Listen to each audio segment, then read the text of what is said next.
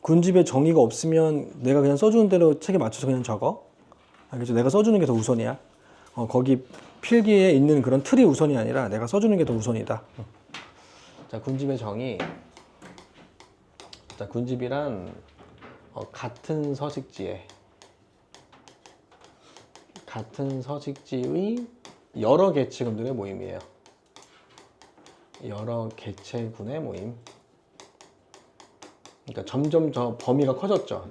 지난주에 배웠던 건 개체군이고, 자, 개체군은 같은 서식지의 여러 같은 종의 개체들의 모임인데, 이 군집은 여러 개체군들의 모임이에요. 그래서 서로 다른 종들이 같은 어떤 생활 공간에 살고 있는 거. 자, 근데 좀 이상하긴 해. 왜냐면 사바나 초원에서 사자가 사는 어떤 그 면적과 하이에나가 사는 면적이 완전 일치하진 않죠. 이걸 같이 살고 있다고 생각할 수 있나? 그렇지 않다고 생각할 수도 있지 않나? 주관적이잖아요. 어떤 사람은 같이 살고 있다고 생각할 수도 있고, 어떤 사람은 같이 살고 있지 않다고 생각할 수 있는데, 여기서 같은 서식지라고 하는 거는 뭐냐면 같이 밥 먹고 같이 사냥하고 이건 아니고, 서로 영향을 줄 수 있는 범위 내에 있어야 된다는 얘기야. 알겠죠? 서로 영향을 줄 수 있는 범위 내. 그러니까 한국에 있는 오리하고 저기 일본에 있는 오리가 서로 영향을 줄 수는 없겠죠. 이거는 같은 서식지라고 볼 수 없다는 거예요. 알겠죠? 서로 영향을 줄 수 있는, 서로 상호작용을 할 수 있는 그런 범위 내에 있는 걸 같은 서식지라고 표현을 한 거야. 알겠죠? 그래서 서로 영향을 줄 수 있는 그런 범위 내에 있는 여러 개체군들의 모임을 군집이라고 합니다.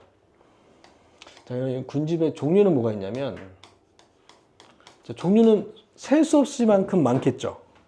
맞죠? 셀 수 없을 만큼 그냥 묶어버리면 다 군집들이니까 셀 수 없을 만큼 많은 종류가 있을 수 있겠지만, 내가 나누는 그런 종류는 식물 군집으로 한정합니다. 자, 얘는 식물 군집의 종류로 한정한다. 왜 동물은 무시하나요? 식물만에 따지고 왜 동물은 무시하나요? 이게 동물을 무시하는 건 아니고, 식물은 전체 생물적인 요소에서 어느 위치에 해당돼요? 식물이 해당되는 생물적인 요소는 어느 위치? 생산자죠. 이 식물이 생산한 유기물을 모든 생물들이 이용한단 말이야. 그러니까 생물적인 요소 중에서 가장 중요한 위치는 당연히 생산자입니다. 왜? 생산자가 없으면 다 죽어버리니까. 이해되죠? 그래서 어떤 생산자가 있는지에 따라서 소비자와 분해자가 결정돼. 알겠죠? 이 소비자와 분해자들의 종류는 곧 생산자의 종류에 의해서 결정되기 때문에 식물 군집의 종류를 우리가 미리 공부하는 거야. 알겠죠? 그래서 군집의 종류를 따질 때 물론 사자도 있어도 되고 토끼도 있어도 되고 다 군집이긴 하지만 이론적으로 공부할 때는 식물 군집의 종류만 따지면 된다. 얘들이 다른 어떤 생물들의 종류를 결정하기 때문에. 그래서 식물 군집의 종류는 크게 세 가지가 있습니다. 자, 이거를 직접적으로 물어보진 않아. 그렇기 때문에 간과하는 경우가 많은데, 이 식물 군집의 종류를 정확하게 어떤 게 있다는 거를 딱 내가 정리해 놓은 상태에서 이따가 수직 분포, 수평 분포, 그 다음에 층리구조, 층상구조를 좀 이해하면 이게 이해하는 걸로 조금 바뀌거든. 단순하게 암기하는 게 아니라. 근데 얘를 잘 모르고 그걸 접근하면 단순하게 암기해야 돼. 알겠죠? 식물 군집에는 첫 번째 산림이 있고요. 산림. 산림이 아니에요. 이건 산이 아니야. 산림은 산림이라고 하고, 이 산림은 쉽게 얘기하면 숲이라고 생각하면 돼요. 나무가 우거지는 숲. 그걸 바로 산림이라고 하고, 자, 이런 숲이 산에 있으면 산림이야. 알겠죠? 이게 평지에 있으면 그냥 산림이고요. 알겠죠? 그러니까 산림이 더 큰 범위라는 거예요. 그러니까 나무들이 우거진 곳을 산림이라고 하고, 식물 군집에는 산림도 있고, 그다음에 초원도 있습니다. 자, 이 초원은 풀들이 많이 있는 곳. 그러니까 나무들은 적은 양, 아예 없진 않지만 적은 양이 있고, 우점하고 있는 게 바로 풀들인 거, 초본인 거. 초원은 초본이 우점한다. 초본, 풀들. 풀이 뭔지 알지? 그러니까 목질이 있는 거 아니고, 목질이 없고, 그냥 나무 잎으로 이루어져 있는 딱딱한 부분이 없는 거. 그것들이 우점하는 지역을 초원이라고 하고, 그리고 황원이 있습니다. 황원. 자, 이 황원은 식물 군집이 잘 살지 못하는 지역이에요. 식물 군집이 잘 살지 못하는 지역을 황원이라고 합니다. 자, 이 황원에는 또 두 가지가 있어요. 저위도의 황원이 있고 고위도의 황원이 있습니다. 자, 이 저위도가 적도인 건 알죠? 이 적도 부분은 온도가 높고 강수량이 많아요. 그리고 근데 많은 지역도 있고 온도가 높고 강수량이 적은 지역도 있단 말이야. 그래서 강수량이 적은 지역은 식물들이 잘 못 살겠죠. 자, 그런 지역에 형성되는 황혼이 바로 사막이라고 합니다. 알겠죠? 사막이 바로 황혼 중에 하나라고요. 자, 고위도는 너무너무 추워요. 너무너무 추워서 막 눈밖에 없고 얼음밖에 없어. 그런 곳에는 식물이 잘 못 살죠. 그런 곳을 툰드라라고 합니다. 그래서 이 사막과 툰드라가 바로 황혼의 종류 중에 하나다. 이렇게 이해하면 되고, 결국에 식물 군집은 삼림, 초원, 황혼 중에 하나다. 앞으로 정리해주는 모든 군집의 종류는 이 세 개 중에 하나예요. 그래서 세 개 중에 하나에 다 속해 있다. 그 다음에 층상구조. 이 번호는 신경 쓰지 말고 거기 맞춰. 알겠죠? 거기 맞춰서 그냥 적으면 돼. 층상구조. 밑에 층상구조 있죠? 자, 층상구조가 뭐냐면 높이에 따른 식물 군집의 분포입니다. 특정 지역의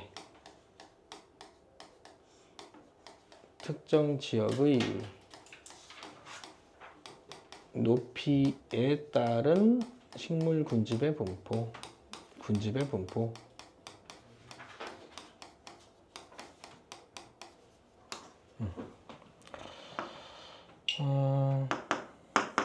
뭐 예를 들면 초원이 있고요. 그리고 삼림이 있습니다. 자, 초원은 초본류가 우조 많은 지역. 자, 그 지역을 그림으로 나타내면 이게 땅인데, 얘가 땅, 지면. 자, 이 초원에는 되게 작은 어떤 풀들이 막 우점하잖아요. 자, 풀들이 되게 많아요. 이게 초원이에요.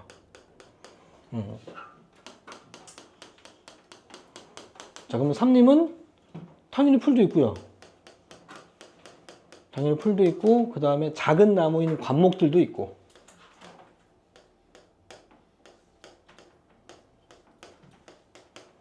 그리고 키 큰 나무는 교목들도 있어요. 교목들은 쫙 뻗어서 이쪽으로 이렇게 뻗어요. 교목들도 이렇게 있다고요. 자, 그러면 높이에 따른 어떤 그 군집의 분포가 다양한 건 초원이에요, 삼림이에요? 삼림이겠죠. 삼림은 층상구조가 발달되어 있고 초원은 층상구조가 발달되어 있지 않습니다. 당연한 거예요. 근데 이것들을 좀 이해를 못하면 단순하게 또 암기하는 애들도 있어서, 자, 그러면 이 높이에 따라서 분포하는 어떤 분포도를 나타내는 게 층상구조인데, 이걸 높이에 따라서 어떻게 구분을 하냐면, 높이에 따라서 지층, 지표층, 여기 부근을 지표층, 그다음에 땅속을 지중층, 그리고 지표의 위쪽을 바로 지상층이라고 합니다. 이 지상층에서 위쪽으로 갈수록, 그래서 이 지표 위쪽에 있는 지상의 식물들이 많이 존재하니까 이 지상층을 이 존재하는 식물 군집의 종류에 따라서 이름을 나누면, 지상이 좀 낮은 층에는 이끼층이 있고요. 이끼층보다 좀 높은 게 바로 초본층이고, 좀 더 높은 게 바로 관목층, 나머지는 다 교목층. 조금 교목이긴 교목인데 조금은 작은 나무를 아교목이라고 해요. 미성숙 아자. 사람 중에서 미성숙된 사람을 뭐라 그래? 아이라고 하죠. 아이가 바로 미성숙한 사람이라는 뜻이거든. 그래서 교목 중에서도 좀 키가 좀 작은 나무를 아교목이라고 하고요. 아교목층, 키가 큰 나무를 교목이라고 합니다. 그래서 교목층. 자, 이런 식으로 높이에 따라서 이렇게 다양하게 존재하는 게 층상구조고, 이런 층상구조가 발달되어 있는 건 종류가 존재한다는 거고, 그게 바로 삼림이라고요. 이해되죠? 그래서 그래프 하나를 좀 그려줄 건데, 밑에 공간에다가 그래프 그리면 위쪽 옆에 공간에다가 그냥 써도 돼. 쓸 것들이 많이 없으니까 그냥 공간 채워서 꽉 채워서 그려도 됩니다. 그래서 그래프를 그리면 x축은 상대값, 여러 가지 요소를 같이 넣어놓을 거라서 하나의 그래프 안에, 그리고 y축 값은 높이에요. 자, 그러면 높이 올라가면 올라갈수록 증가되는 값이 뭘까요? 다양하게 한번 생각해 볼래? 높이 올라가면 올라갈수록 증가되는 값, 식물한테 영향을 주는 것 중에 증가되는 값, 빛의 그냥 빛이라고 하면 안 되지. 빛은 파동이기 때문에 빛의 양? 빛의 양이 뭐야? 빛을 모을 수 있어? 빛의 양은 존재하지 않습니다. 빛의 세기예요. 빛의 세기. 빛은 에너지의 흐름이기 때문에 파동의 개념으로 이 물리량을 생각해야 돼. 그래서 빛의 세기는 이런 식으로 계속 증가돼요. 높이 올라가면 올라가서 물론 무작정 증가되지는 않습니다. 노란색은 바로 빛의 세기를 나타내는 값. 그러면 상식적으로 생각하면 빛 세기가 점점 커지니까 높이 올라가면 올라갈수록 광합 순양이 어떻게 될까요? 더 잘해지겠죠. 빛의 세기가 강할수록 광합성을 더 잘할 수밖에 없으니 빛의 세기가 점점 높아진다면 높이 올라가면 올라갈수록 광합 순양이 더 커져야 될 거야. 자, 그래서 이거를 예측하기 위한 산소 농도와 CO2 농도를 측정해 봤어. 자, 산소 농도가 높이 올라가면 올라갈수록 증가되다가 이렇게 증가됐다 치자. 이건 대략적으로 좀 그린 거야. 이건 상대값이기 때문에 얘랑의 어떤 값을 비교하는 건 안 돼. 빛의 어떤 그 단위랑 산소의 농도의 단위랑 좀 다르잖아. 그러니까 얘가 더 많다 그런 뜻은 아니라고. 산소가 더 많다는 뜻은 아니라고. 자, 그리고 CO2는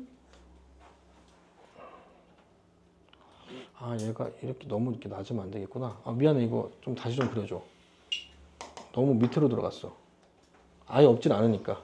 낮다고 해서 아예 없진 않으니까. 이런 식으로.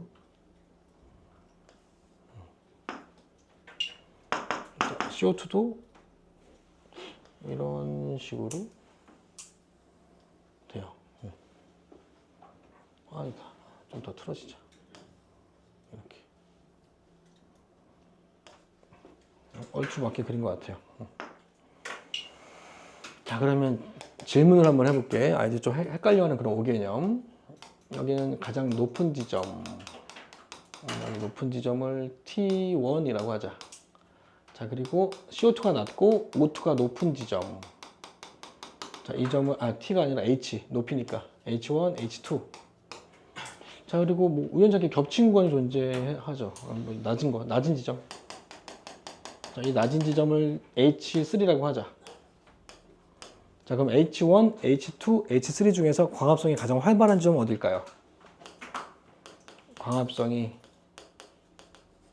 가장 큰 높이는 어느 높이일까요? 내가 알고 있는 것들을 총동원해서 생각해봐. 단순하게 찍지 말고 여기 자료 안에 단서는 있으니까 자료 안에서 단서를 찾아야 돼요. 광합성이 가장 활발한 높이는 어느 높이일까요? 빨간색이 O2예요. 네, 맞아요. 빨간색이 O2예요. 써줄게. 빨간색이 O2고 파란색이 CO2.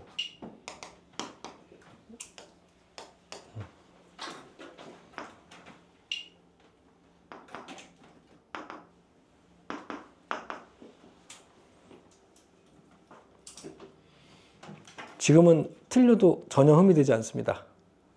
문제 풀 때 틀리면 흠이지만 자유롭게 생각하죠. 자유롭게.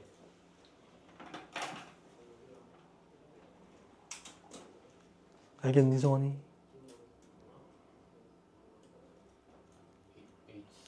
H3? 왜? Why?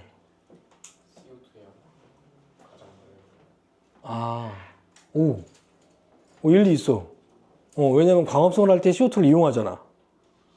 그렇지? 광합성을 할 때 CO2를 이용하자면 이거 여기 아니야? 광합성이 제일 높으니까, 광합성은 결과 CO2가 많아지잖아. 그죠? 그러니까 CO2가 많은 부분이 가장 광합성이 활발한 거다라고 생각한 거야. 일리 있어. 동의해요? 근데 반대로 생각할 수도 있잖아. 광합성 결과 이게 많아진 걸 수도 있고 광합성을 할 때 CO2가 필요하잖아. 그치? 그러면 CO2가 많이 흡수가 됐으니까 CO2가 제일 낮은 게 광합성이 제일 많이 한 걸 수도 있지 않나? 그치? 그러니까 이 산소의 어떤 분포가 결과인지 원인인지 따라 다를 수 있잖아. 뭐라고? 왜 웃어? 아니 쌤이 그 광합성할 때 CO2를 사용한다고 했어. CO2를 사용하고. 만든다고 했어. 그랬구나. 아, 그래? 그러면 CO2가 많아지는 거는, 많으니까 많이 할 수 있겠지. 재료가 CO2니까. CO2가 많을 때 광합성을 잘 할 수 있잖아. 재료니까. 그렇게 생각할 수도 있다고. 근데 광합성 결과 CO2를 많이 사용하니까 적어진 게 광합성이 높을 수도 있고. 이게 원인 결과에 따라서 다 반대로 나오잖아. 그럼 둘 다 답인가? 말이 안 되죠.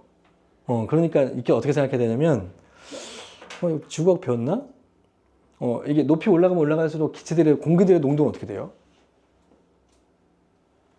지면으로부터 올라가면 올라갈수록 공기들의 농도는 어떻게 된다? 원래 낮아지는 게 정상 아니야? 근데 지금 바뀌었죠. 이건 식물이 바꿔놓은 거죠. 그러니까 원래는 둘 다 줄어들어야 된다고요. CO2랑 O2가 둘 다 감소해야 된다고. 근데 감소하지 않고 증가됐잖아. 그럼 이건 뭐에 의해서다? 식물에 의해서다라는 거예요.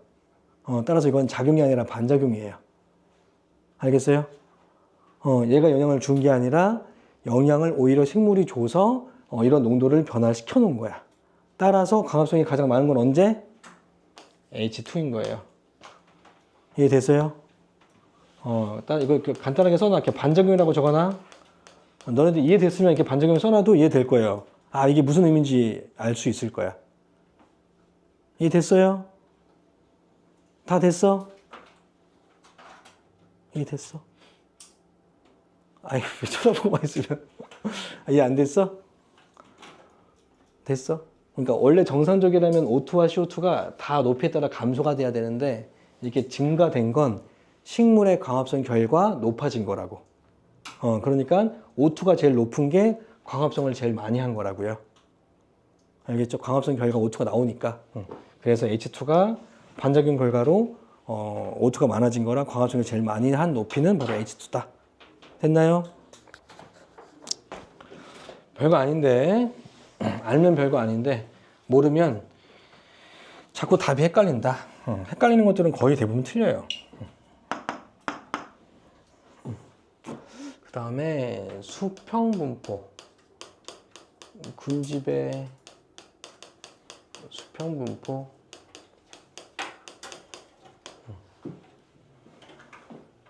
자, 군집의 수평분포는 뭐냐면, 자, 위도에 따른 군집의 분포입니다.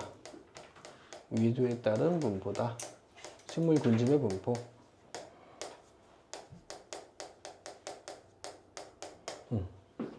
자, 왜냐하면 높이는 같고, 높이는 다 같은 높이에 위도가 달라지는 건 같은 어떤 높이에서의 분포이기 때문에 수평분포라고 얘기하는 거예요. 뭐 예를 들면 지금 그리는 건 안 그려도 돼요.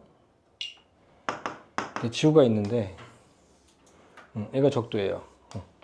자, 그러면 이 적도에 서 있는 사람과 위도 북위 30도인 지점에 서 있는 사람과 뭐 60도에 서 있는 사람, 뭐 90도 맞냐 이거? 오씨, 옆으로 보니까 좀 틀어졌네. 여기가 90도에 서 있는 사람. 얘들이 전부 다, 자, 위도는 다르지만 뭐는 같아요? 높이는 같다고 치자고. 같은 높이에서 위도에 따른 분포는 결국에는 수평분포다. 알겠죠? 그래서 위도에 따른 분포다라고 생각하면 되고, 자, 그럼 위도에 따라서 식물 군집에 영향을 주는 요인 중에 하나가 뭐냐면, 자, 위도에 따라 영향을 주는 요인이 강수량이 달라요. 자, 위도에 따라서 강수량이 다르고요. 자, 그리고 기온이 달라요. 기온, 저위도는 높고 고위도는 낮고.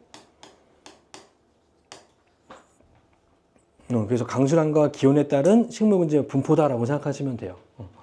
그래서 이거를 좀 더 이거 두 가지 요인을 다 넣어서 표현하는 그런 그림 중에 하나가, 자, 이렇게 피라미드 형태로 그림을 그리기도 하고 여러 형태로 그리기도 하는데, 나는 피라미드로 그릴게요. 두 가지 요소를 다 넣어야 돼서. 그래서 밑면은, 자, 강수량이 크고 작은 거를 나타내고요. 강수량이 많은 지역, 오른쪽으로 갈수록 강수량이 적은 지역, 강수량이 적은 지역이고, 옆면은 바로 위도, 얘는 저위도. 자, 저위도는 온도가 높아요, 낮아요? 높아요. 남중보다 높으니까. 자, 기온이 높다. 자, 그리고 얘는 고위도. 자, 고위도는 기온이 낮다. 그래서 강수량과 기온에 따른 식물 군집의 분포. 자, 저위도면서 강수량이 많아요. 저위도면서 강수량이 많으면 저위도 지방은 온도가 뜨겁잖아. 온도가 뜨겁고 강수량도 많아. 그런 지역을 열대우림이라고 합니다. 열대우림, 우리 뭐 다큐멘터리 보면 산림이 우거지고 막 동식물들 많이 사는 곳, 그런 거를 아마존 강 근처 열대우림이라고 합니다. 그러니까 열대우림은 식물군집이 어디에 속해요? 삼림에 속하는 거예요. 알겠죠? 숲이니까. 림자로 끝나는 건 다 숲을 림자야. 다 삼림인 거야. 자, 그러면 강수량이 조금 적으면서 온도는 높아.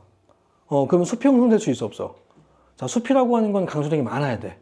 물이 많이 필요하단 말이야. 나무들은 물이 많이 필요하기 때문에 물이 비가 오지 않은 곳에는 숲이 형성될 수가 없어. 그래서 이곳은 숲이 형성되지 못하기 때문에 초원이 형성돼요.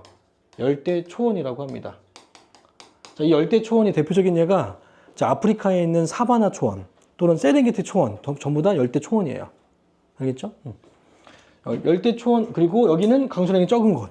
온도는 높은데 강수량이 적어. 그럼 아예 식물들이 못 살겠죠. 그래서 저희도의 황원인 열대 사막이 존재합니다. 잠깐 이해하면서 적는 거 알겠니? 단순하게 암기하면 금방 까먹어. 그러니까 이해하고 적어서 정리해주면 잘 안 까먹는다. 까먹더라도 다시 한번 슬쩍 보면 되고. 알겠죠? 단순하게 암기하면 계속 외우셔도 계속 까먹는다. 이제 오이도가 살짝 올라가서 중위도 지방은 우리나라 같은 중위도 지방, 중위도 지방, 우리나라 같은 중위도 지방은 가장 중요한 특징 중에 하나가 사계절의 변화가 뚜렷하죠. 그래서 봄부터 해가지고 나뭇잎을 막 만들어. 여름까지 해서 막 만들다가 다시 가을 되면 온도가 떨어지니까 나뭇잎이 어떻게 돼요? 떨어지죠. 온도가 낮아지면 떨어뜨린다 그랬잖아요. 그래서 나뭇잎이 막 만들어지다가 가을 때부터 떨어지고 겨울에는 거의 남지 않잖아. 그리고 다시 또 봄에 또 나뭇잎을 또 만들고 이렇게 나뭇잎을 떨어뜨리는 낙엽이 생기는 나무를 낙엽수라고 합니다. 낙엽수. 그래서 이 중위도 지방은 낙엽수림이 우점해요. 자, 이 낙엽수림도 림으로 끝났잖아요. 마찬가지 숲이에요. 낙엽수림. 왜? 강수량이 많으니까 숲이 형성될 수 있다고요. 우리나라도 숲 많잖아요. 산에 있는 숲들 많지? 다 낙엽수림에 속합니다. 그리고 식물군집에 속하는 거에는 삼림에 속하고요. 이해되죠? 자, 그리고 중위도 지방에 강수량이 좀 적은 지역. 이 지역도 마찬가지 숲이 형성될 수 없죠. 초원이 형성되고 이 지역의 초원을 온대초원이라고 합니다. 온대초원. 자, 온도초원의 대표적인 예가 몽골 초원. 몽골에 강하는 초원이 바로 이 온대초원이에요. 같은 위도에. 자, 그리고 비가 이제 거의 없어요. 이 지역은 아예 식물이 못 살죠. 이 지역이 형성되는 게 바로 온대사막이라고 해요. 온대사막. 대표적인 예가 고비사막. 우리 서해안 왼쪽에 있는 거, 중국에 있는 고비사막. 그게 온대사막에 속한다. 또 높은 지역, 고도가 더 높은 지역은 이제 기온이 이제 춥잖아요. 기온이 추운 건 중요한 건 아니고, 이제 고도가 올라가게 되면, 고위도 지방으로 갈수록 낮의 길이가 짧아지는 거 아니? 맞죠? 이 반지름이 짧아지잖아요. 그러니까 낮의 길이가 짧아져. 그래서 해가 한 3시면 져.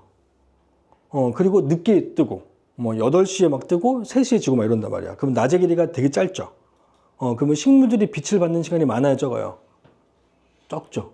그러면 그 속에 살고 있는 식물들은 어떤 생존 전략을 세워야 돼? 낮 시간 동안에 광합성을 바짝 해놔야지. 그리고 기나긴 밤 동안에는 호흡량을 줄이려고 노력해야지. 그래야지만 에너지를 남겨 먹을 수 있겠죠. 그러면 이 지역에 사는 식물들은 양수가 우점할까요? 음수가 유점할까요?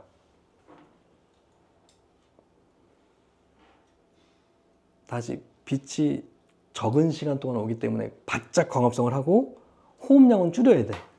그럼 나뭇잎의 면적이 넓어야 돼, 좁아야 돼? 그러니까 바짝 하고 너비는 줄여야지. 너비가 넓어지면 세포들이 많아지니까 세포 호흡량이 많아지잖아. 소비량이 많아지잖아. 그지? 그러니까 두껍고 너비는 좁은 나뭇잎이 발달한다고요. 그게 양엽이야, 음엽이야? 양엽으로 이루어져 있는 식물을 양수, 양수를 다른 말로 침엽수. 그래서 침엽수림이 우점합니다.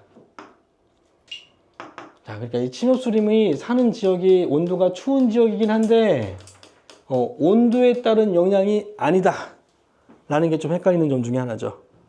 알겠죠? 빛의 세기가 강하긴 하지만 낮의 길이가 짧기 때문에 침엽수가 우점하는 거지 그래서 온도가 낮아지긴 했지만 온도에 따른 영향은 아니다. 알겠죠? 자, 더 위도가 높아지면 어떻게 돼요? 온도가 너무 낮죠, 이제. 식물이 못 살아요. 그래서 식물이 살지 못하는 고위도의 황혼인 툰드라가 우점한다. 툰드라가 형성된다. 됐죠? 이게 바로 수평분포입니다. 그 다음에 수직분포.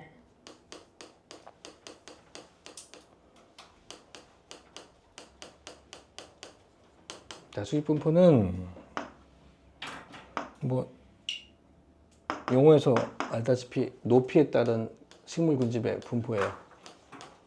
높이에 따른 군집의 분포다. 근데 좀 이상해요. 자, 그러면 이 수직분포하고 층상구조하고 차이가 뭘까요? 아까 층상구조도 높이에 따른 분포 아니에요? 맞죠? 층상구조도 높이에 따른 분포고 얘도 높이에 따른 분포래. 어떤 차이가 있을까요? 층상구조는, 그러니까 그림으로 표현해 볼게. 이게 지금 그리는 건 그리지 마세요. 어떤 지역을 나타냅니다. 뭐 지구의 반토막만 좀 그려보자. 그러면 어떤 특정 지점, 여기 특정 지점의 높이에 따른 분포를 나타낸 게 층상구조예요. 이게 층상구조야. 특정 지점만, 특정 지역만 따지는 게 바로 층상구조. 알겠지? 근데 이 수직분포는 특정 지점만 따지는 게 아니라 같은 높이를 다 묶는 거예요. 전 지역에. 자, 여기가 10m, 뭐 5m라 치자. 5m. 얘가 10m라고 치자. 얘가 50m. 범위가 다르다는 거예요. 자, 이견 층상구조, 이 점 범위의 같은 높이에 있는 것들을 묶어서 운전적으로 나타낸 게 수직분포. 이해됐니? 그러니까 이 전 지역에 같은 높이에 있는 것들을 다 모아서 얘가 5점에, 얘가 5점에, 얘가 5점에 이렇게 나타낸 거라고. 그게 수직분포라고. 이해됐어요? 층상구조는 다르죠? 둘 다 높이에 따른 분포긴 하지만 내가 관찰하고자 하는 대상 자체가, 범위 자체가 좀 다르다. 완전 다른 거예요. 비슷한 게 아니라. 높이만 똑같이 들어가 있는 것 뿐이지. 완전 다르다. 자, 그럼 높이에 따라서 식물 군집에 영향을 주는 요인이 뭐가 있냐면, 두 가지가 있습니다. 저 색깔 썼네. 일단, 빛의 세기가 달라져요. 왜냐면 높이 올라가면 올라갈수록 막혀 있는 게 없죠. 그늘진 곳이 없죠. 빛을 다 직방으로 받을 수 있죠. 그래서 높이 올라가면 올라갈수록 빛세기는 강해져요. 낮아지면 낮아질수록 빛세기는 약해지고 그늘진 곳이 있으니까. 그리고 기온도 달라지죠. 기온도 영향을 받죠. 그래서 높이가 증가되면 될수록 빛의 세기는 증가되고 기온은 내려가요. 맞죠? 다 기본적으로 알고 있는 거. 그래서 얘는 뭐 비슷한 형태인데 그냥 두구스름하게 나타냅니다. 그래서 여기서 y축 값은 높이고요. 그래서 여기는 기온이 낮아지는 거, 밑으로 갈수록 기온이 높아지는 거. 좀 이상하지 않니? 왜냐면 높이 올라가면 올라갈수록 태양에 가까워지잖아요. 그럼 온도가 올라가야 되는 거 아니야? 온도가 내려간대. 왜 그럴까요? 이 정도는 배우지 않았나? 그렇죠. 지구 복사 에너지 때문인 거죠. 그러니까 태양은 어느 정도 멀기 때문에 조금 올라갔다 해서 가까워진다고 얘기할 수 없다. 그러니까 지구가 방출하는 그런 복사 에너지가 영향을 많이 받기 때문에 온도는 내려간다. 온도 높다, 낮다, 높이 올라갈수록. 그런 기본적인 것들이 헷갈려 버리면 이걸 해석할 수가 없기 때문에. 자, 그리고 높이 올라가면 올라갈수록 빛의 세기는 강해지고, 빛의 세기는 강해지고, 밑으로 갈수록 그늘진 곳이 많이 있기 때문에 빛의 세기가 약해지고. 평균적으로. 여러 지역을 동시에 보고 있는 거기 때문에 특정 지점만 생각하는 게 아니라 여러 지점에 낮아지면 낮아질수록 그늘진 곳이 많아지니까 배치기는 약해진다. 평균적으로. 자, 그러면 아래쪽 세 구간으로 나누자. 이렇게. 자, 그럼 이 아래쪽 부분은 높이가 낮은 지역은 기온은 높고 빛의 세기는 약하죠. 맞죠? 자, 그럼 기온이 높으면 낙엽이 떨어져요, 안 떨어져요? 안 떨어지죠. 사계절 내내 낙엽이 떨어지지 않는 나무를 뭐라 그래? 상록수라고 해요. 그리고 빛의 세기가 약하면 음수가 우점해, 양수가 우점해? 약하니까. 그러니까 나뭇잎이 음엽이 발달할 거 아니야? 넓고 얇은 거. 그죠? 음엽이 발달하겠죠? 그럼 음엽이 대부분 차지하고 있는 건 음수라고 합니다. 그래서 음수가 발달하겠죠. 맞아요? 그러니까 음수를 다른 말로 화렵수. 따라서 상록, 화렵수림이 우점해요. 알겠죠? 둘 다 영향을 받는 거야. 그래서 상록, 화렵수림이 우점한다.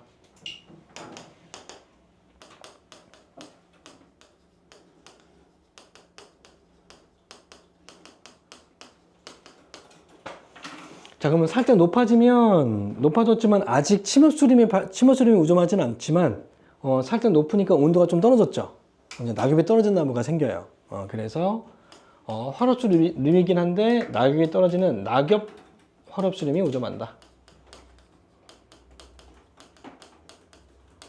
자, 더 높아지면 빛이 너무너무 강해지기 때문에 이때는 양수가 더 유리해져요. 그래서 양수인 침엽수림이 형성됩니다. 침엽수림. 그러면 더 높아지면 온도가 너무너무 낮아져요. 빛의 세기는 강해지긴 하지만 온도가 너무너무 낮아지니까 광합성 오히려 더 잘 못해. 그래서 큰 나무들이 우점할 수가 없어서 작은 나무들이 듬성듬성 존재하는 관목림도 아니고 관목대라고 해요. 그러니까 관목대는 숲이 아니야. 이건 삼림이 아니야. 관목대는 그냥 관목들이 주변에 조금씩 보인다. 그러니까 숲이 아니라 이렇게 관목대가 형성되는 그 이유가 뭐예요? 이 관목대가 형성되는 가장 큰 제한 요인, 영향을 주는 요인이 뭐예요? 제한 요인은 온도가 낮기 때문이다 이거죠. 온도가 너무 낮아서 광합성을 잘 못하니까 숲이 형성될 수가 없다. 그래서 작은 나무인 관목들이 듬성듬성 존재한다. 그래서 관목대라고 합니다. 여기까지가 수직분포.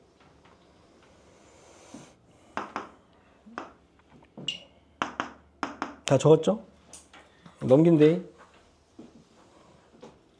다음에 군집의 조사. 자, 결국에 지금 내가 얘기했던 수평분포와 수직분포가 다 군집의 조사를 통해서 밝혀낸 거잖아. 그지? 군집 조사가 어딨냐 너네? 쓰는 곳이. 맨 위에 있었구나. 조사를 먼저 할 걸 그랬네. 그러니까 이 군집의 조사를 통해서 밝혀낸 게 바로 수평분포와 수직분포고 층상구조인 거야.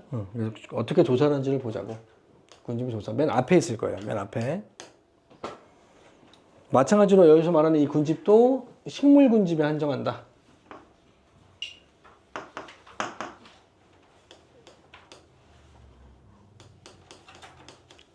식물 군집으로 한정하고 그럼 왜 동물은 군집은 조사 안 하나요? 물론 특정 목적에 따라서 조사하기도 해. 하지만 지금 내가 하는 것처럼 조사하지는 않는 거예요. 지금 군집의 조사, 여기서 말하는 군집의 조사는 밀도 측정하고 빈도 측정하고 피도 측정하고 하는 거거든. 근데 이렇게 동물들을 측정하지는 않는다고. 이거 지금 내가 측정하는 이런 방법들은 식물 군집에 한정해서 이런 방법을 수행하고, 왜냐하면 동물들은 움직이기 때문에 이런 방법으로 할 수가 없어. 다른 방식으로 조사를 합니다. 자, 식물들은 딱 뿌리 박으면 안 움직이잖아요. 그러니까 이렇게 조사하는 방법으로 가능한 한 방법. 근데 동물들은 그럴 수가 없다. 자, 식물 군집으로 한정하고, 그리고 우점종만 표현할 거예요. 우점종. 그러니까 이 군집에 잠깐만. 식물 군집으로 한정한다. 우점종 안 써도 된다. 식물 군집에 대한 조사다. 자, 그래서 용어들이 좀 알아야 되는데, 자, 어떤 걸 조사하냐면 첫 번째 밀도를 조사합니다. 밀도. 자, 근데 군집이니까 여러 개체군이죠. 한 종이 아니라 여러 종들을 같이 보고 있단 말이야. 그래서 이 종과 다른 종과의 비교되는 값을 같이 구합니다. 그걸 바로 상대 밀도라고 한다. 상대 밀도. 자, 그리고 빈도도 계산하고요. 빈도 이따가 써줄게요, 뭔지. 상대 빈도. 자, 다섯 번째, 피도. 상대 피도.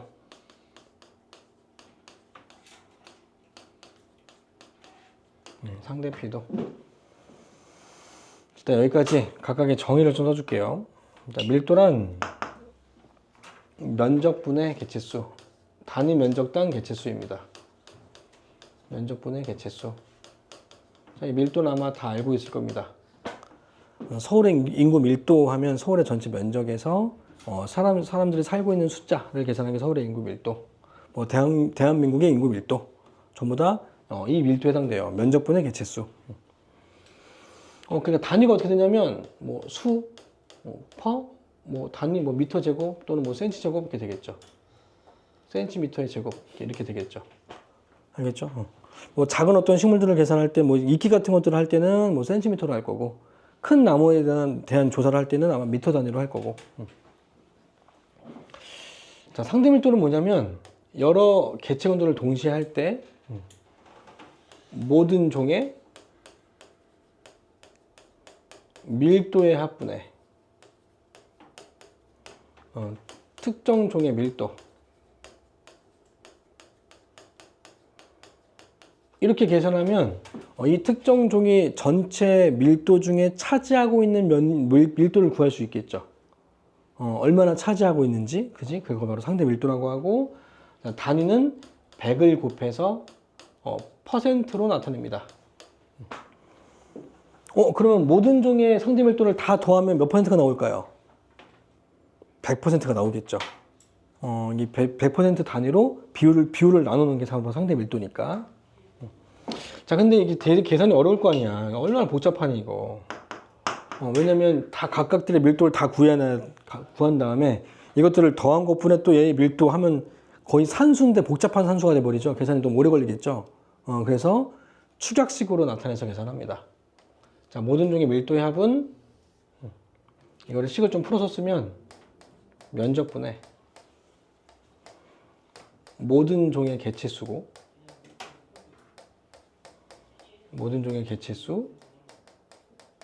자, 그리고 분자도 면적분의 같은 면적이라면 면적이 변하지 않았다면 면적분의 특정 종의 개체수.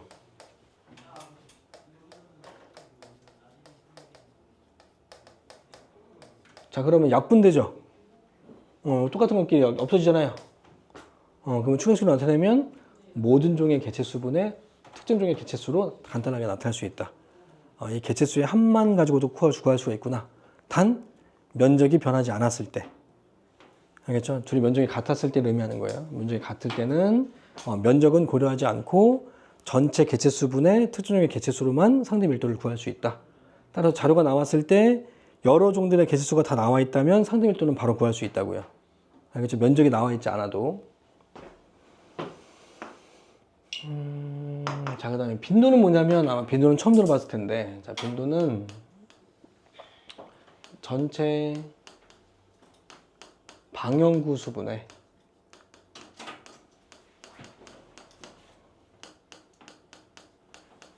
특정 종의 출현 방형구 수로 계산합니다. 여기서 방형구라고 하는 게 뭐냐면 조사자가 설정한 구획이에요. 조사자가 어떤 지역을 내가 관찰하고 싶어. 이 지역을 내가 관찰하고 싶어. 그러면 조사자가 임의로 실 같은 걸로 딱 구획을 설정해요. 실로 구획을 이렇게 설정한다고. 내가 이 지역을 관찰할 거예요. 그리고 나서 이 지역을 또 여러 구획으로 이렇게 나눠요. 여러 구획으로 이렇게 나눈다고요. 이랬을 때 이 각각의 이 네모칸 한 개를 방형구라고 합니다. 알겠죠? 그러면 이 방형구가 지금 몇 개예요, 전체가? 16개죠. 그래서 전체 방형구 수분에 특정 종이 출현한 방형구 수, 뭐, 이따가 내가 예를 들어서 할 거긴 한데, 뭐, A종이 여기 출현하고, 여기 출현하고, 여기 2마리, 여기 3마리, 여기 1마리가 있다 치자. 그러면 출현한 방음구의 숫자를 세는 거지 출현한 개체수를 세는 게 아니라서 두 마리가 있든 세 마리가 있든 한 마리가 있든 상관없이 이 두 마리가 있는 이 방음구 개수는 몇 개? 한 개, 두 개, 세 개. 그럼 A가 출현한 방음구 수는 한 개, 두 개, 세 개인 거예요. 알겠죠? 개체수하고 상관없이. 왜냐면 이걸 동물이라고 생각하면 안 돼. 이 군집조사는 누구만 군집조사를 이렇게 한다? 식물만. 식물은 움직여 안 움직여? 안 움직여요. 이 출현한다면 애들이 움직이지 않는다고요. 그러니까 이 두 마리가 있는 이 지역은 계속 유지가 된다고요. 그래서 출현한 게 이렇게 출현했으면 하나, 둘, 세 개로 계산한다고요. 알겠죠? 그게 바로 빈도라고 한다. 전체 방음구 수분의 특정 방음구의 수, 출현 방음구 수. 자, 그러면 상대 빈도는 어떻게 구할까요? 상대 빈도. 바로 그냥 추가식으로 쓸게. 뭐 전체 그냥 따지려면 모든 종의 빈도 수의 합분의 특정 종의 빈도인데 마찬가지 똑같이 이게 약분되잖아. 그러니까 어떻게 돼요? 어떻게 계산하면 추격식으로 바로 나타낼 수 있니? 전체 방음수는 약분되니까. 없어지니까. 모든 종의 출현 방향구 수분의 특정 종의 출현 방향수로 추격식으로 나타낼 수 있겠죠. 그냥 써줘 다. 다 써도 돼? 다 써? 식 이해돼? 모든 종의 출현 방향구 수분의 특정 종의 출현 방향구 수다.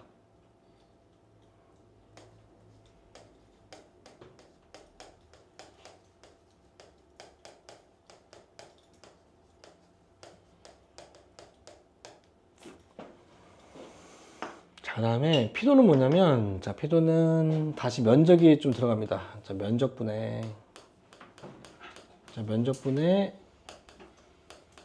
차지하는 면적입니다.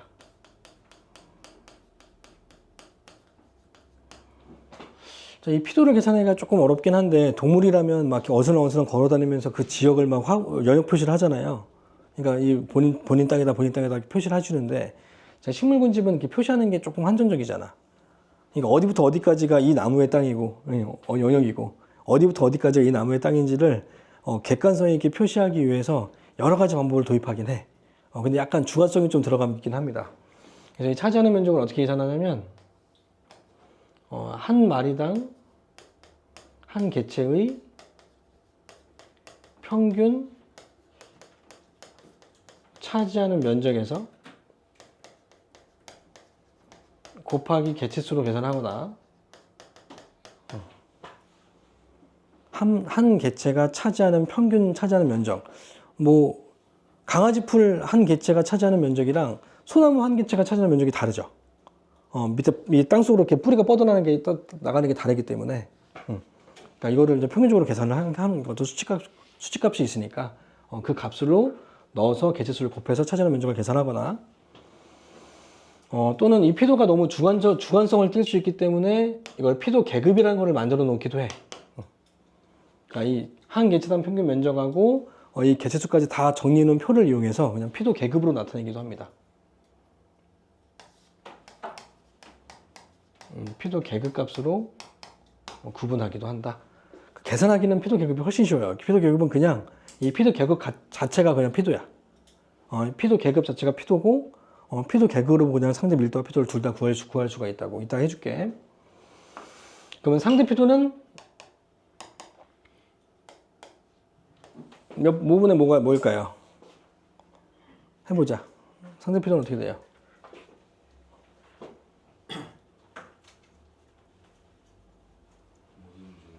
맞아. 모든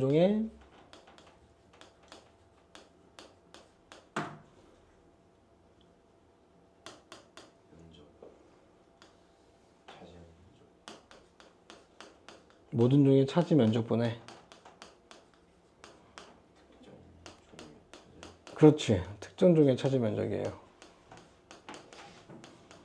자, 이게 싫다. 그러면 피도의 합을 구하시면 됩니다. 피도의 합분의 특정 종의 피도 그렇게 구해도 돼요. 물론 곱하기 100이에요. 네, 곱하기 100을 다 안 썼구나. 여기도 곱하기 100. 여기도 곱하기 100. 그래서 여기다가 써야 되는구나. 그래서 각각 상대 밀도와 빈도와 피도의 합은 다 100%가 나와야 된다.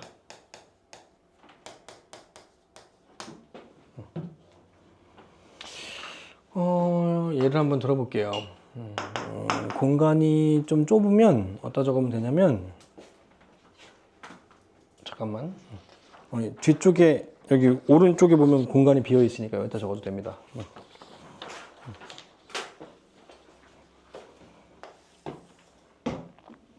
똑같이 하세요.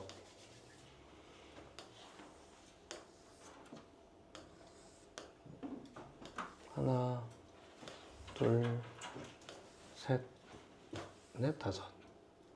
오, 되게 잘했어. 하나, 둘, 셋, 넷, 다섯. 다 크게 같다고 치자고. 됐어? 자, 여기 전체 면적이 1m라고 치자. 여기 전체 면적이 1m. 그러면 방구 한 개당은 뭐 1m에 5분의 1이겠죠? 한 개의 길이가 5분의 1 m.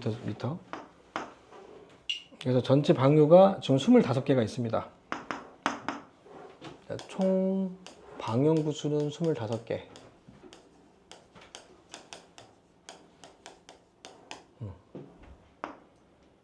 자, 여기서 A종은 빨간색으로 할게요. 자, A종은 일단 동그라미로. 색깔 구분해줘. 자, B종은 네모로 나타낼 거고. 자, C종은 세모로 나타낼게요. 그래서 A종은 하나, 둘, 셋, 넷, 다섯, 여섯, 일곱, 여덟, 아홉, 10마리. 10개체가 있고요.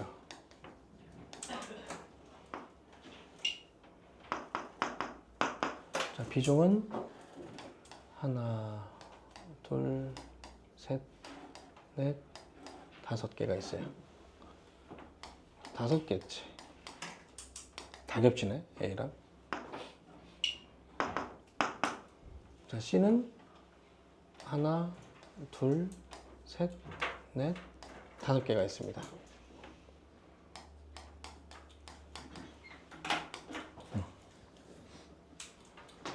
자, 이거를 한번 써보자. 상대 밀도, 피도. A, B, C의 밀도, 상대 밀도, 상밀, 빈도, 상대 빈도, 상빈, 피도, 상대 피도.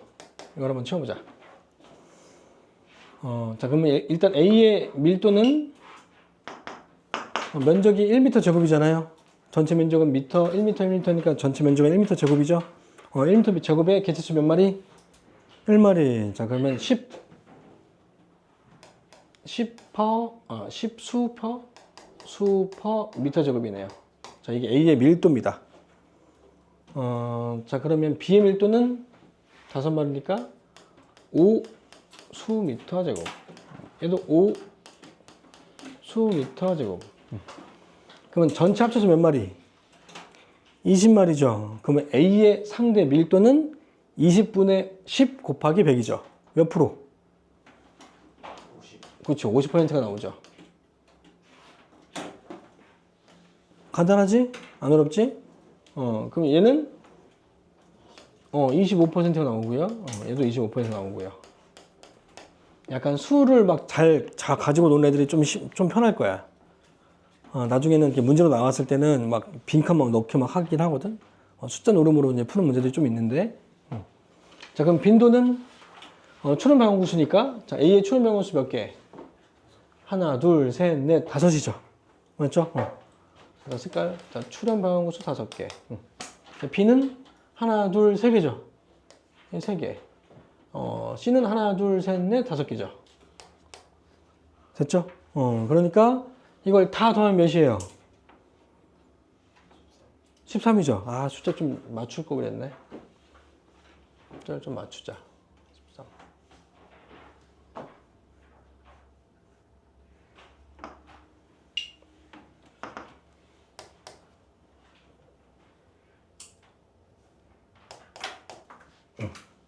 얘를 2개 늘리자.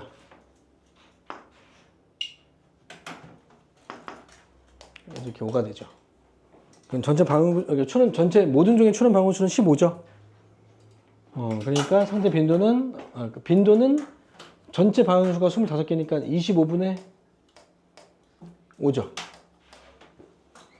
맞죠? 이건 그냥 빈도. 자, 그럼 B의 빈도 몇이에요? 세준이. B.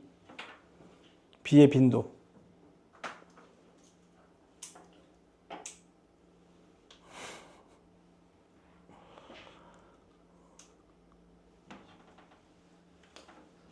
아, 25가 아니고, 25 맞구나.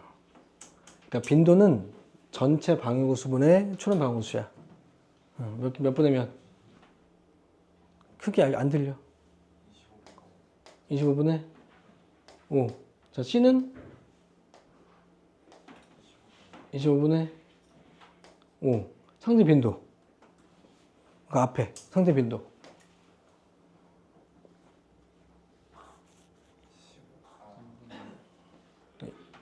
약분하지 말고, 자, 15분의 5죠? 맞죠? 곱하기 100이죠. 알겠죠? 얘도 마찬가지. 15분의 5 곱하기 100. 얘도 15분의 5 곱하기 100이고. 이게 되죠? 자, 피도는 이제 한 평균 차지하는 면적을, 한 마리의 평균 차지하는 면적을 알려줘야 되니까. 한번 알려줄게요. 얘는 한 마리당, 한 개체당, 뭐 5cm의 제곱을 차지한다 치자. 평균. 얘는 3cm의 제곱, 얘는 2cm의 제곱이라 치자. 자, 그럼 한 마리당 5cm인데 10마리니까 50만큼 차지하겠죠? 얘는 50만큼 차지, 얘는 15만큼 차지, 얘는 10만큼 차지. 다 더하면 몇이에요? 다 더하면? 이렇게 얘기를 안 해주냐? 나 계산 안 해. 15야? 75야? 20, 50, 15, 10, 75. 그럼 상대 피도는 75분의 50 곱하기 100이겠죠? A종은? 자, 그러면 A종의 피도는 몇이에요? 자, 피도는 다른 종과 비교하는 값이 아니라 그냥 면적분의 차지하는 면적이야. 면적은 얼마? 1m 제곱이죠. 1m 제곱분의 몇? 그렇죠. 50cm의 제곱이죠. 뭐 단위도 그냥 cm per 미터 제곱이라고 쓰면 돼요. 알겠니? 그러니까 뭐 50cm per 미터 제곱이다. 이게 A종의 피도입니다. 자, 그럼 B종 불러보자. 지은이. B종의 피도.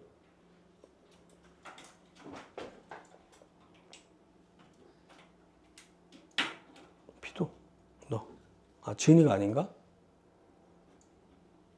아, 지은이가 그런가? 아, 세은인가? 미안해.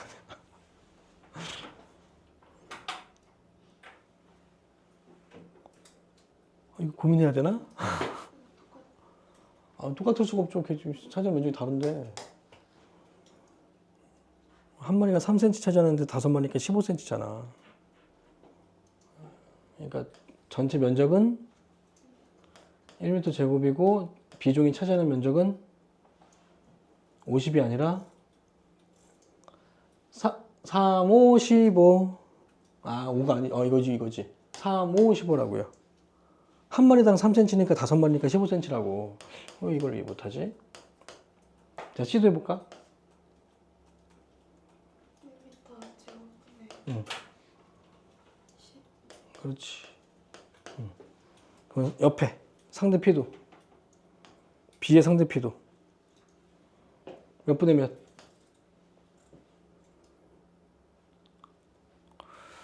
매끄럽게 좀 하자. 상대 P도. 75분의 15 곱하기 100.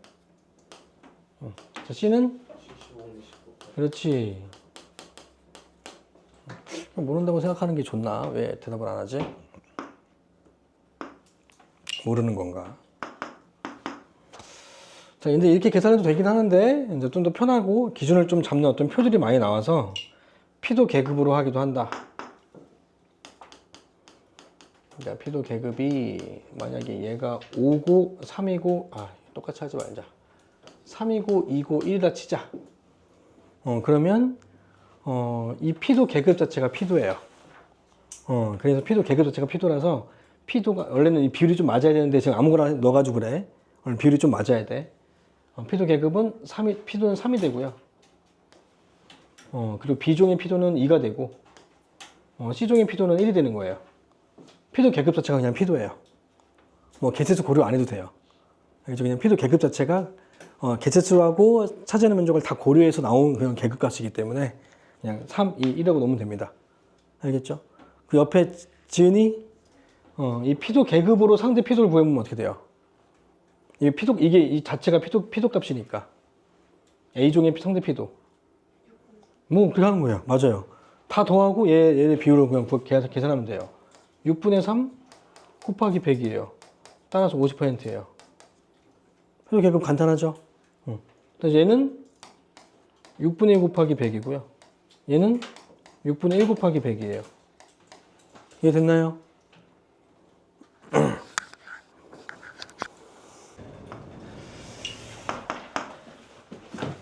자, 처리 과정. 오늘의 마지막 단원. 자, 이 처리 과정은 말 그대로 식물 군집이 변화되는 과정을 뜻해요. 마찬가지 이것도 식물 군집만 한정. 왜냐하면 식물 군집은 아까도 얘기했다시피 생산자이기 때문에 이 식물 군집이 어떻게 변하는지에 따라서 나머지 생물들이 변하기 때문에 식물 군집만 따진다. 자, 이 처리 과정도 식물 군집의 다 안 끝났다. 이게 다가 아니었구나. 그 다음 거 봐야지. 우리가 몇 가지 썼냐? 6번? 7번. 자, 그래서 이렇게 밝혀서 군집 조사한 다음에, 자, 7번. 중요도 값을 계산한다. 자, 중요도 없으면 쓰세요. 자, 중요도. 자, 중요도란 각각의 종들의 상대 밀도 더하기 상대 빈도 더하기 상대 피도의 합입니다. 이거의 합이다. 그냥 퍼센테이지를 그냥 더하는 거예요. 각각 뭐 50% 나왔다. 그러면 중요도는 150이에요. 알겠죠? 그냥 퍼센테이지를 그냥 더해준다. 그래서 이 8번째 우점종은 뭐냐? 우리가 알고 있었던 우점종 많이 들어본 용어인데, 자, 우점종은 바로 각각의 군집에서 중요도가 가장 큰 종을 바로 우점종이라고 합니다. 중요도가 가장 큰 종. 그러니까 개체수가 아무리 많아도 피도하고 빈도가 압도적으로 많으면 그 종이 우점종이 될 수도 있겠죠. 그렇죠? 그래서 우점종은 중요도 값을 가장 큰 종. 반대로 가장 작은 종을 희소종이라고 합니다. 자, 희소종. 중요도가 가장 작은 종.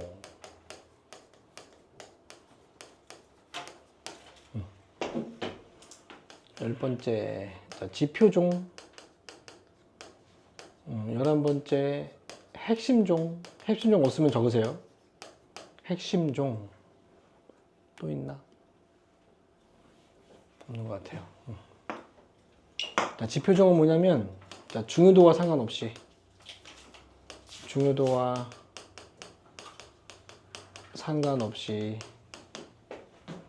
그 지역을 대표하는 종. 자, 이 대표한다는 게 막 대통령처럼 막 앞장서고 막 이런 게 아니라 그 지역의 환경과 기후를 알려주는 종 이런 뜻이야. 그 지역하면 떠오르는 종 그런 뜻이야. 자, 이 대표적인 종이란 말은 기후와 환경을 알려주는 종.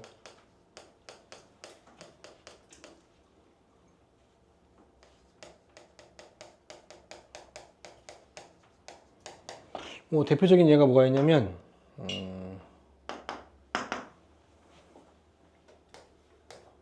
뭐 고사리. 자, 이 고사리는 습하고 빛이 잘 없는 지역, 서늘한 지역. 습하고 빛이 서늘한 지역을 나타내는 종이에요. 빛이 그늘지고 서늘한 기후. 뭐 산호. 아이고, 자리가 없네. 산호. 산호는 어떤 지역을 알려줘요? 안 들어봤나? 따뜻하고 얕은 바다. 따뜻하고 얕은 바다. 따뜻하고 얕은 바다를 알려주는 종입니다. 혹시 지구과학 뭐 표준화석, 시상화석 배웠니? 잘 몰라요? 그거랑 같은 맥락이라고 보면 돼요.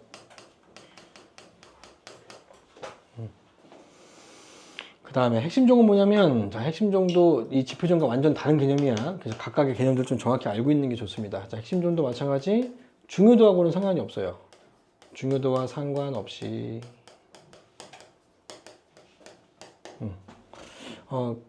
그 지역의 형성에 가장 큰 영향을 준 종, 그 지역 생태계에 가장 큰 영향을 준 종. 뭐 대표적인 예가 뭐가 있냐면 비버. 그 북부 미국, 북부에 있는 미국의 북부 지방과 캐나다의 그 계곡에 있는 그런 설치류 비버가 나무를 갖고 와가지고 막 댐을 만든다고요. 그러면 댐을 건설하게 되면 그 위쪽에 물의 양은 늘어나고 아래쪽에 물의 높이는 내려가죠. 그럼 물의 높이에 따라서 살 수 있는 그런 물고기들의 종류가 결정돼 버리죠. 그 지역 생태계, 수생 생태계를 바꿔버린다는 거죠. 대표적인 예가 비버. 근데 더 큰 핵심종이 있죠. 지구 전체를 바꿔버리는 종도 있잖아요. 사람이요. 사람은 3억 년 동안 만들어진 그 산을 1년 만에 다 부셔버리죠. 그러니까 어마어마하게 지금 생태계를 바꾸고 있다. 그리고 댐도 만들 때 이 비버처럼 조그만 계곡에 만드는 게 아니라 전체 강을 다 막아버리죠. 그러니까 또 완전 다 바꿔버리기 때문에 비버가 아니라 대표적인 어떤 핵심종은 원래는 사람이에요. 네, 이런 것들을 군집의 조사를 통해서 계산해서 종을 나눈다. 그 다음에 천이과정. 또 뭐 있어? 그거 아까 전에 내가 청산구조 했잖아. 이렇게 청산구조 아까 내가 써줬잖아요. 이거예요, 이거.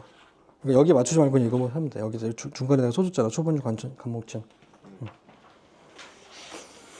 자, 천이과정은 식물 군집이 바뀌는 변천 과정이라고 생각하면 되고요. 마찬가지 식물 군집의 우전종만 나타냅니다. 식물 군집의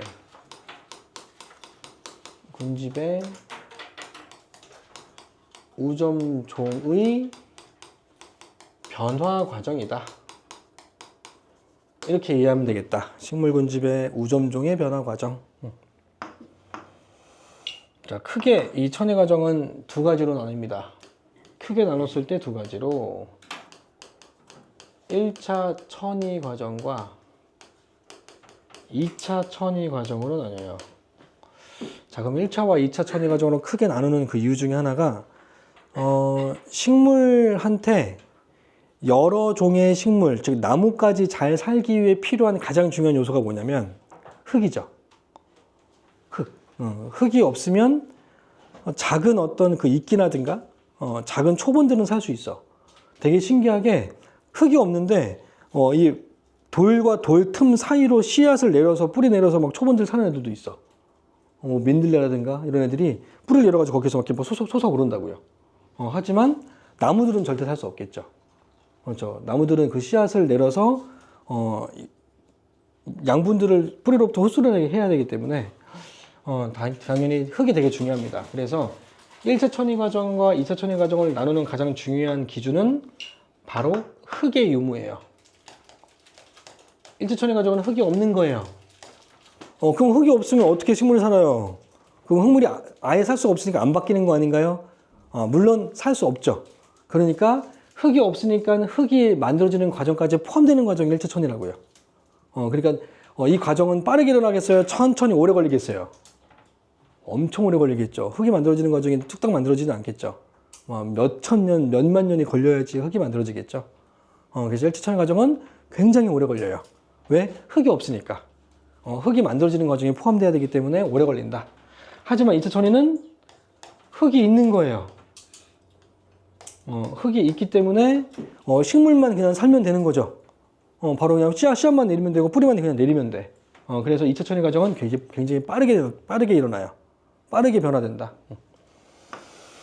자, 그러면 이렇게 흙이 없는 1차 천위 과정을 또 두 가지로 나뉩니다. 두 가지로. 건성 천위 과정과 습성 천위 과정으로 나뉩니다. 자, 흙은 없는 거는 공통점인데 흙이 없는데 아예 물도 없고 암석밖에 없는 건 건성천이라 그래요. 얘는 암석부터 시작하는 맨 땅, 아무것도 없는 맨 땅, 돌바닥, 맨 땅에서 시작하는 건 건성천이. 자, 그리고 습성천이는 물로부터 시작하는 거예요. 아주 큰 호수, 큰 호수부터 시작하는 거. 빈 연양호부터 시작합니다. 영양호수부터 시작한다. 자, 그러니까 원래 지금은 땅처럼 보이지만 예전에는 호수였던 지역들이 꽤 많습니다. 시간이 지나면서 유기물들이 채워지면서 그 지역이 땅으로 변한 지역이 되게 많기 때문에. 자, 그래서 둘 다 1차 천위 과정이긴 한데 물 없고 돌밖에 없는 거 맨 땅 1차 천위 건성천이, 그리고 호수에서 시작하는 건 습성천이. 그래서 맨 땅부터 보자. 자, 이 맨 땅인 암석 덩어리는 자, 시간이 지나면서 풍화가 되죠. 풍화되면서 쪼개질 거예요. 오랜 시간 동안 쪼개질 거고, 쪼개지면서 자갈이 되고, 모래가 되고, 결국에는 흙이 되겠죠. 그러면 시간이 지나면 지날수록 이 흙의 두께는 어떻게 된다? 점점 쌓이니까 두꺼워지겠죠, 두께가. 알겠죠? 자, 그래서 암석밖에 없는 곳에서는 식물들은 살 수 없고요. 자, 식물들은 살 수 없으니까 동물도 못 살고, 이런 지역에서 유일하게 먼저 와서 살고 있는 생물들이 있어.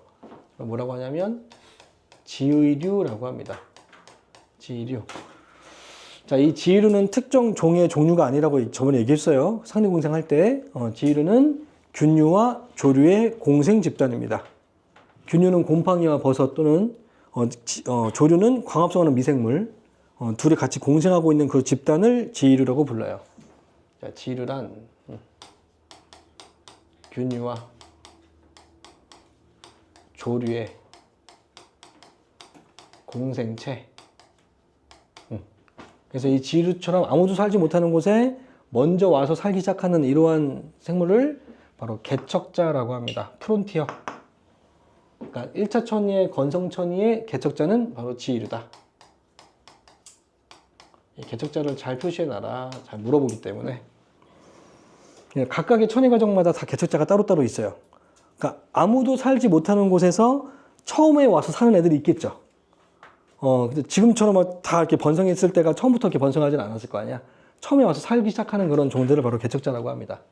그래서 개척자가 되게 중요하다.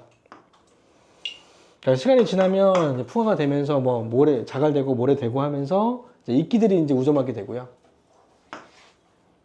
시간이 지나면서 이끼류들이 우점해서 이끼류가 우점하고, 자, 흙이 형성되어서부터는 초본류가 우점해요. 자, 이 초본류가 우점하는 지역을 뭐라 그래요? 초원이라고 합니다. 그렇죠?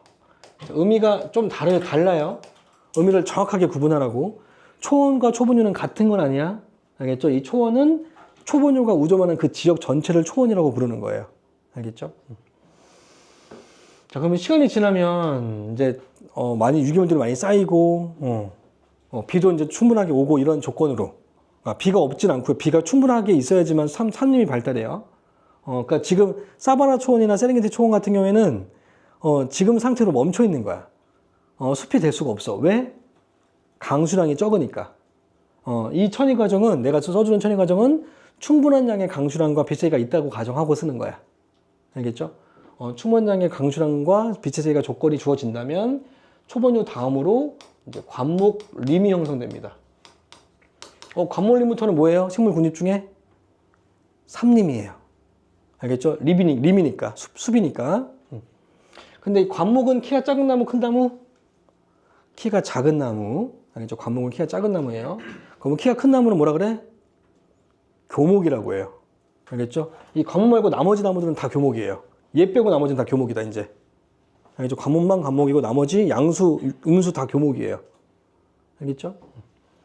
자, 관목린 다음에 이거는 그림으로 좀 설명해 줄게. 이해를 해봐. 그 다음 단에 천위가 어떻게 될 건지 한번 이해해 봐요. 이거 단순하게 암기하면 자꾸 까먹으니까 이건 적으세요. 이게 지표고요. 풀들 있어요. 이건 초본이에요. 그리고 관목은 이렇게 그릴게요. 이게 관목이에요.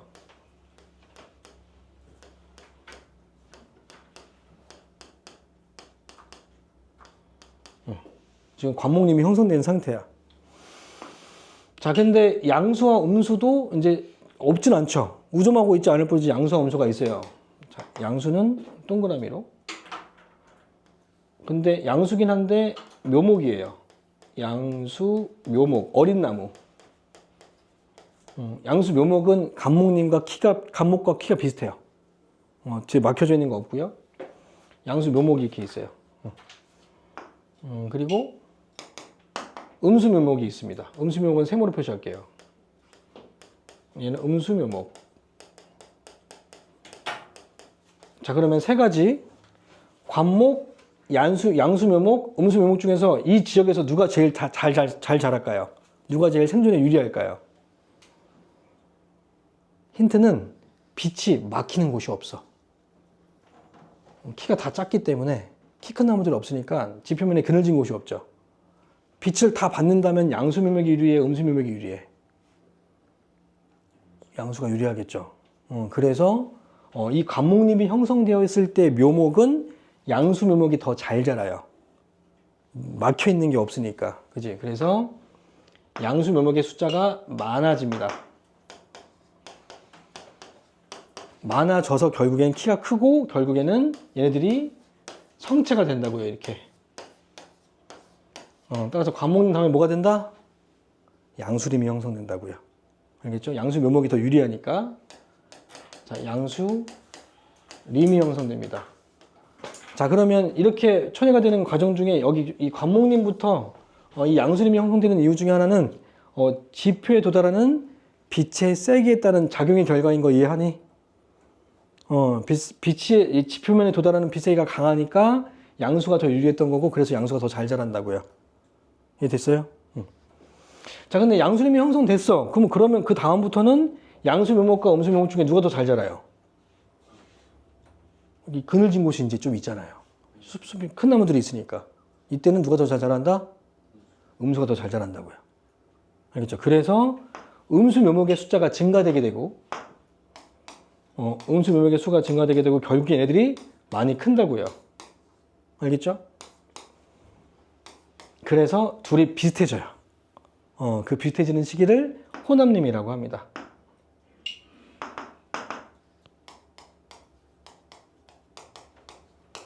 자, 그럼 호남림이 형성되었을 때 또 묘목들은 누가 더 잘 자라요? 양수와 음수, 묘목 중에 음수겠죠. 그늘져 있는 게 더 심하니까. 숲은 계속 많아지죠. 나무들이 많아지기 때문에 점점 더 그늘진 곳은 많아져. 자, 그러니까 음수, 묘목이 더 유리해.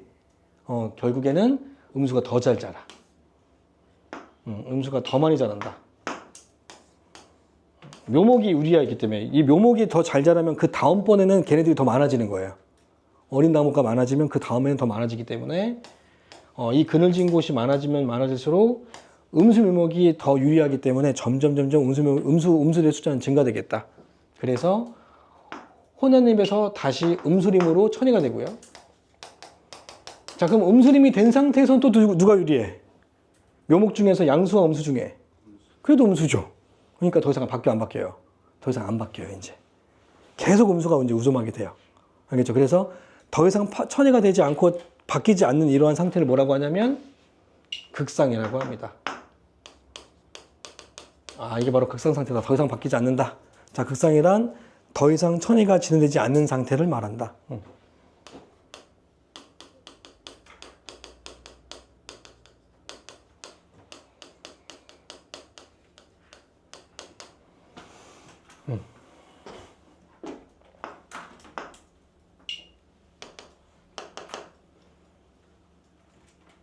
자, 습섬천이. 습섬천이는 일단 이 지역만 좀 구분해주면 처음에 빈 영양호인데 이 빈 영양호는 유기물이 없고 맑고 깨끗한 호수예요. 이 빈 영양호는 그러니까 생물들은 적지만 우리가 마실 수 있는 물이라고 생각하면 돼. 알겠죠? 영양물질이 비어있는 호수. 아주 맑고 투명한 물. 알겠죠? 그럼 이 빈 영양호는 생물 다양성은 높다, 낮다? 굉장히 낮다. 생물들이 못 산다. 알겠죠? 생물들이 살 수 없는 물이라고 생각하면 돼. 마실 수는 있지만 생물들이 살 수는 없다. 알겠죠? 유기물들이 없기 때문에, 유기물을 먹고 사는 생물들이 살 수가 없기 때문에, 오히려 더러운 물들이 생물들이 많이 살 수 있는 거예요. 아주 조금 더러운 물이어야지만 유기물들을 먹고 얘를 먹는 또 물고기가 살고 얘를 먹는 또 물고기가 또 살고 살 수 있고요. 그러니까 이 빈 영양호는 마실 수 있는 청정물이지만 생물들의 종 다양성은 낮다라고 보면 되고, 이 빈 영양호는 그림으로 나타내면 이런 호수였어요. 굉장히 맑고 투명한 물. 자, 근데 시간이 지나면 지날수록 외부에서 유기물과 흙들이 막 유입이 되죠. 막 채워질 거예요, 이제. 막 쓸려 들어오면서 빗물에 날려올 수도 있고, 바람에 날려올 수도 있고. 그래서 시간이 지나면 이 빈 영양호는 부영양호가 됩니다. 자, 부영양호는 영양물질들이 많이 있는 호수. 유기물이 많이 있는 호수. 쉽게 설명하면 탁한 호수. 알겠죠? 그래서 시간이 지나면 이 지역에 유기물들이 쌓이면서 탁한 물이 된다. 자, 그리고 일부는 이렇게 좀 쌓여서 유기물들이 쌓여가지고 높이는 좀 낮아져요. 자, 시간이 더 지나면 더 많은 양의 외부의 물질들이 들어오겠죠. 그래서 습원을 형성합니다. 자, 습원이란 거의 대부분이 채워지고 일부만 물이 조금 남아있는 상태. 그래서 늪과 호수로 이루어져 있는 지역을 습원이라고 불러요. 물컹물컹한 그런 늪과 연못으로 이루어져 있는 지역. 습원은 늪과 연못이라고 생각하면 됩니다. 자, 이때부터 식물들이 살기 시작해요. 그러니까 이때 사는 그런 개척자가 누구냐면 습원식물이라고 합니다. 습원식물. 자, 습원식물이 연못에 사는 식물이라고 생각하면 되고요. 물 위에 떠 있는 애들. 연못에 떠 있는 식물이 뭐가 있니? 부처님이 좋아하는 그렇지, 연꽃 있죠, 연꽃. 연꽃, 또 연근, 그 다음에 연꽃의 줄기 다 통기조직이 발달되어 있죠. 그래서 물에 잘 뜨죠. 그리고 개구리밥, 개구리밥 떠 있고, 그리고 불의 옥잠 이런 것들, 통기조직이 발달해 있는 거, 개구리밥, 공기주머니가 있는 불의 옥잠 이런 것들이 바로 습원식물입니다. 그러니까 이런 식물들이 먼저 이 지역을 개척한다. 먼저 살기 시작한다고요. 자, 시간이 더 지나면 이제 흙으로 다 메워져요. 시간이 더 지나면 이제 흙이 형성된다. 자, 흙이 있으면 뭐가 살기 시작한다? 초본. 알겠죠? 초본이 이제 살기 시작하는 거예요.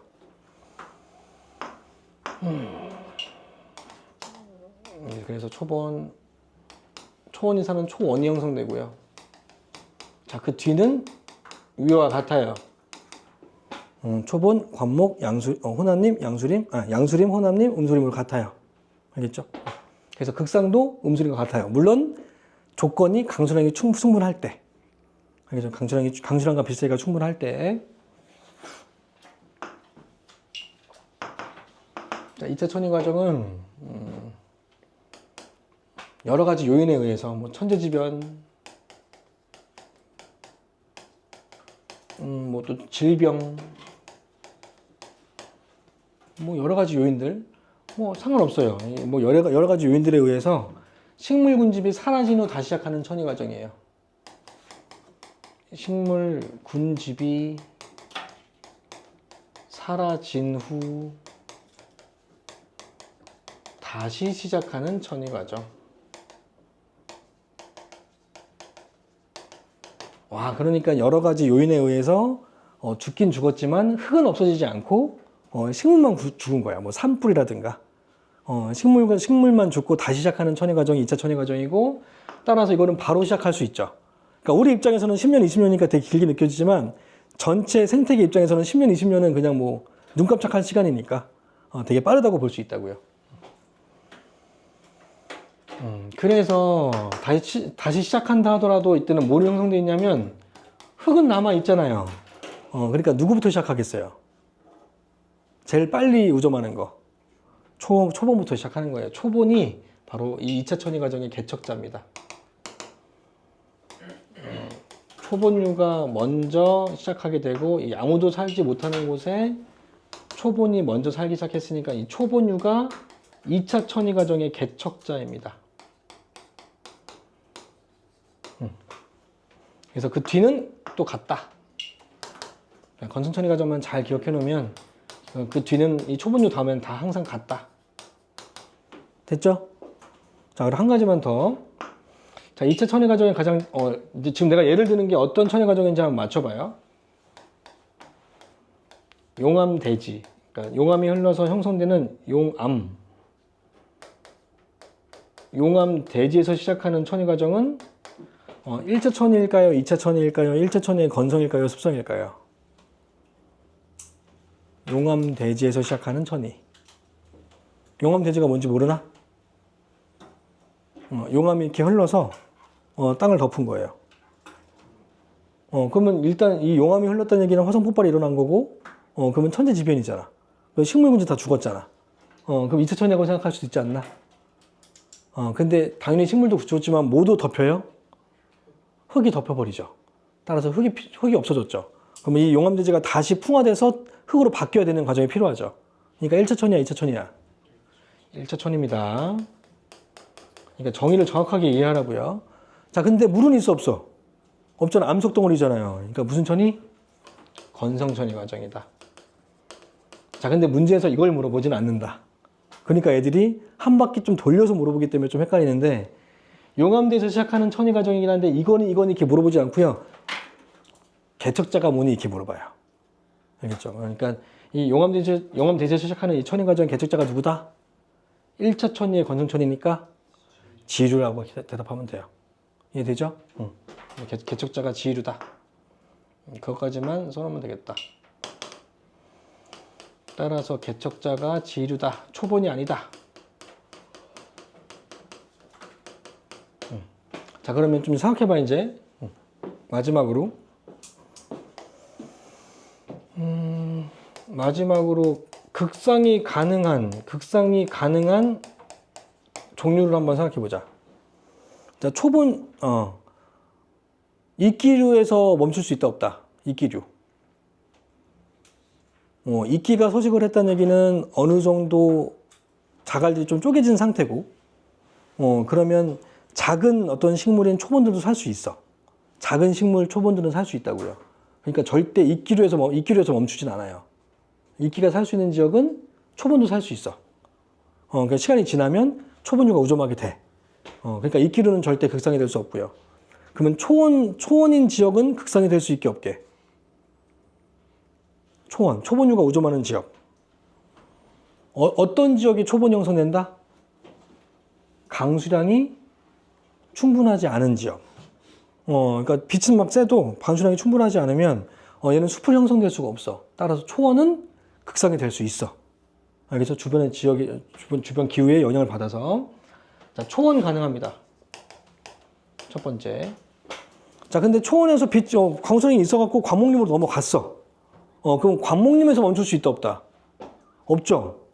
왜? 관목림이 형성됐다는 얘기는 충분한 강수량이 있다는 얘기고, 자, 관목과 양수 묘목과 음수 묘목 중에 누가 더 유리해? 양수가 무조건 유리해. 그러니까 관목림에서 멈출 수가 없다는 얘기예요. 왜? 이런 지역에서는 관목보다는 양수가 훨씬 유리하기 때문에. 따라서 무조건 양수림으로 넘어갈 수밖에 없어요. 그럼 양수림이 극상이 될 수 있게 없게? 안 되죠. 숲이 형성되면 또 누가 더 유리해? 음수가 또 유리해. 그러니까 혼란림에서도 멈출 수 없고, 무조건 음수림밖에 안 돼. 숲 중에서는 음수림밖에 안 되는 거야, 그러니까. 알겠니? 숲이라면 음수림이고, 숲이 안 됐을 때는 초원이 가능한 거야. 알겠죠? 그래서, 가능한 건 초원과, 삼림 중에서는 음수림밖에 안 된다. 자, 이거 두 개 빼고는 절대 극상이 될 수 없다. 절대로. 그러니까 어떤 문제에서 양수림이 극상이니 물어보면 무조건 다 개소리예요. 조건 다 따질 필요도 없어요. 무조건 개소리다. 그럴 수가 없다. 알겠죠? 되게 중요하고요. 한 가지만 더 할게. 자꾸 중요한 거 있어서 그냥 생각이 나서 한 가지만 더 할게.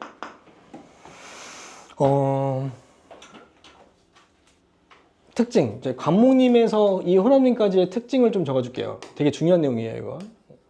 그러니까 여기까지 이해했을 때 가장 중요한 내용 중에 하나.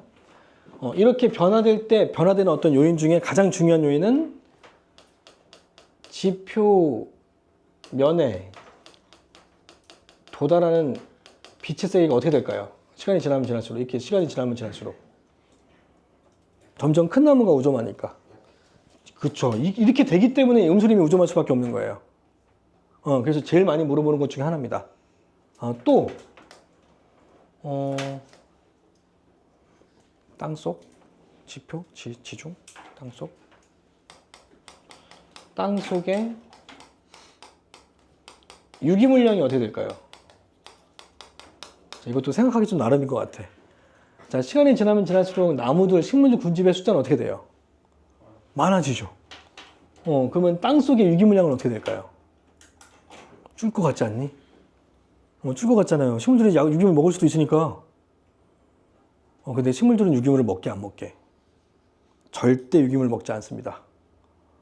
우리라고 생각하면 안 돼. 우리는 유기물만 중요하잖아. 근데 식물들은 절대 유기물 먹지 않아. 왜? 남이 만들어놓은 유기물을 식물한테 줘봤자 소용이 없어. 식물들은 그 유기물을 분해하고 이용할 수 있는 효소 자체가 없기 때문에 유기물은 절대 도움이 되지 않아요. 유기물을 분해시켜서 만들어진 무기물들이 도움이 돼요. 따라서 식물 군집이 아무리 많아져도 땅속에 들어있는 유기물량이 감소가 되지는 않는다. 알겠죠? 그럼 결국에 자, 식물 군집들이 막 많아지면 이 식물 군집들이 오랫동안 살긴 살지만 결국엔 죽어 안 죽어? 죽죠. 그러면 땅속으로 내려가죠. 그러면 땅속의 유기물량은 증가될 수밖에 없어요. 알겠죠? 그래서 땅속의 유기물량은 증가될 수밖에 없다. 절대 감소가 될 수 없다. 왜? 식물들은 유기물을 흡수하지 않기 때문에. 이해되죠? 정확하게 판단 기준을 세워놔야지만 안 헷갈린다.